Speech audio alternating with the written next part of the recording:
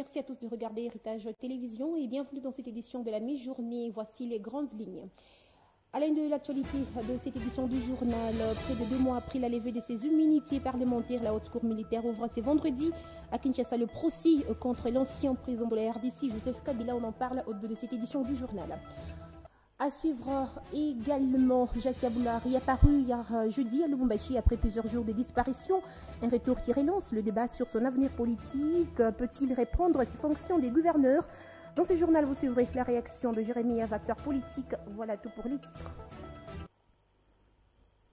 Une fois de plus, bienvenue à vous tous qui venez de nous rejoindre sur la chaîne à Grande Vision. Près de 2 mois après la levée de ses immunités parlementaires, la haute cour militaire ouvre ce vendredi 25 juillet à Kinshasa le procès contre l'ancien président de la République démocratique du Congo, Joseph Kabila Kabange. L'autorité morale du PPRD est accusée de trahison, participation à un mouvement insurrectionnel, crime contre la paix et la sécurité de l'humanité. Suivez les détails justement dans ces récits signés Jean Baye. Joseph Kabila est accusé de trahison, participation à un mouvement insurrectionnel, crime contre la paix et la sécurité de l'humanité, homicide intentionnel, viol, torture, déportation et apologie des crimes. Son procès les plus controversés s'ouvre ce vendredi 25 juillet 2025 devant la haute cour militaire, près de 2 mois après la levée de ses immunités par le Sénat.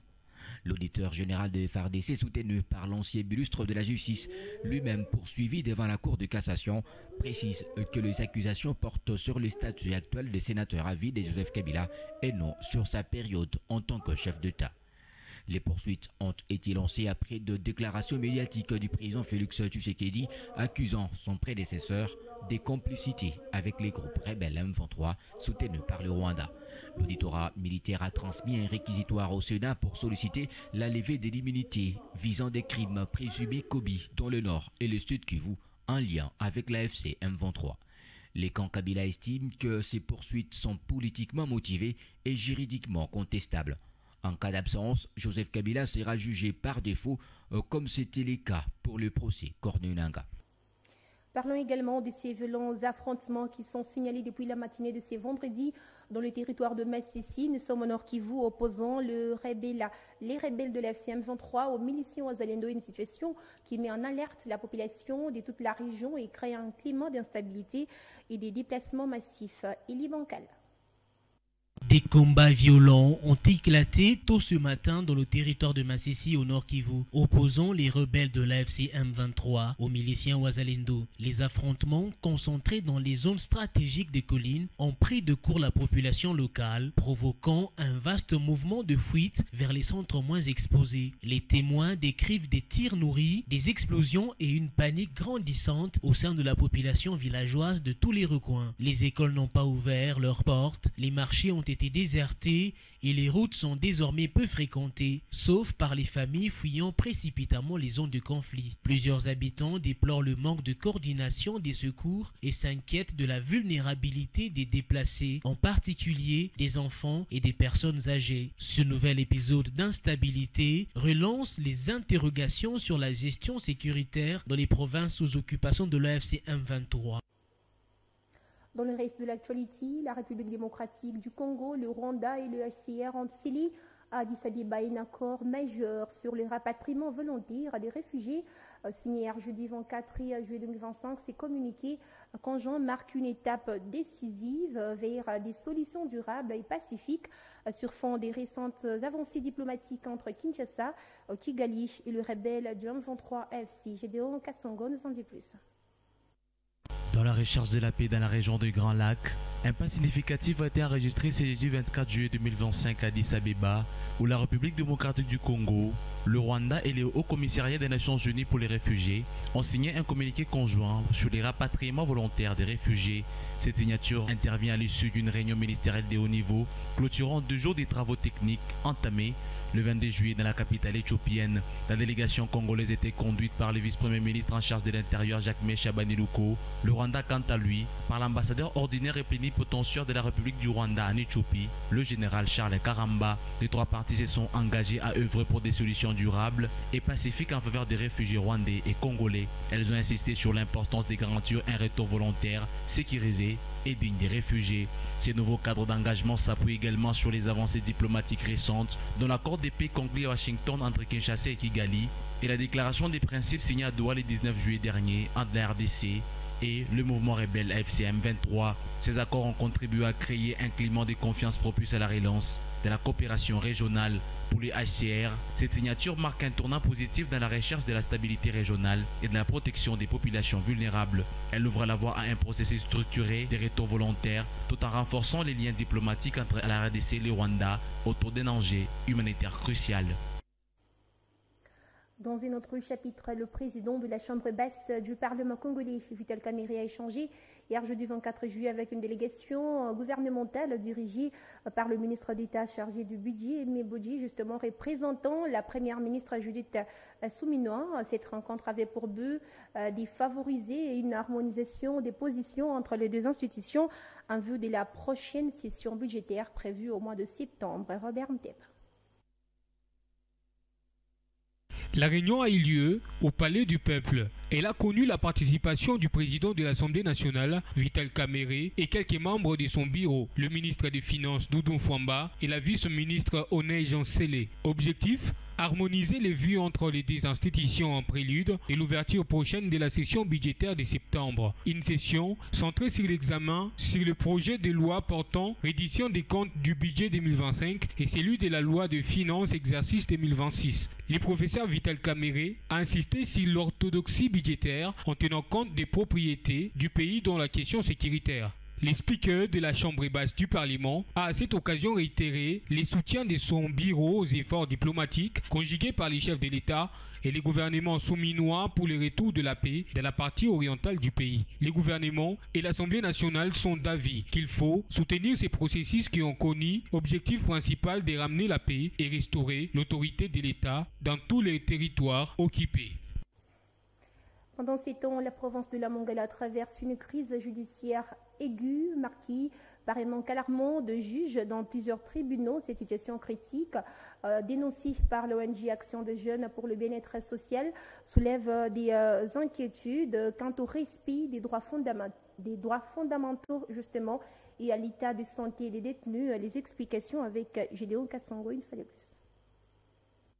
Depuis 2 ans, la province de la Mongala est plongée dans un profond dysfonctionnement de son système judiciaire, principalement dû à l'absence des juges dans divers tribunaux. Dans une lettre adressée au président du Conseil supérieur de la magistrature, l'ONG Action des Jeunes pour le bien-être social a décrit une situation alarmante, notamment dans les tribunaux de paix de Lissala, Bumba et Mongadonga. D'après la JBS, de nombreux détenus se trouvent en prison sans avoir été jugés et certains ont même perdu la vie en détention en raison d'un manque de procédures judiciaires adéquates. La prolongation indue des condamnations fragilise gravement le respect des droits fondamentaux, un constat déploré par l'organisation. Roger Nzumbu, coordinateur de la JBS, a précisé que le tribunal de paix d'Elissala ne compte que 2 magistrats de carrière, tandis que celui de Bumba n'a qu'un seul. Plus préoccupant encore, le tribunal de Mongadanga est totalement dépourvu de magistrats. Cette pénurie rend impossible la fixation des audiences, laissant des détenus dans l'incertitude pendant des années. La situation est d'autant plus préoccupante que des cas de maladies graves telles que la tuberculose et le choléra sont signalés parmi les prisonniers. Face à cette crise, la JBS appelle les autorités judiciaires à dépêcher d'urgence des juges dans la province de la Mongala afin de restaurer l'ordre judiciaire et de protéger les droits des justiciables. Sans une intervention rapide, cette paralysie judiciaire risque d'aggraver l'insécurité et de renforcer les sentiments d'impunité dans la région, une perspective redoutée par l'organisation.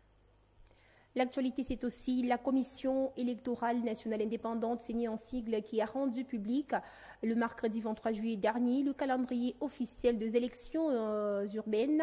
Selon ces documents, les élections de maire et maire adjoint auront lieu le 22 novembre 2025. En amont, le scrutin pour l'élection des conseillers urbains, bourgmestres et leurs adjoints est prévu en octobre 2025, soit 1 mois plus tôt.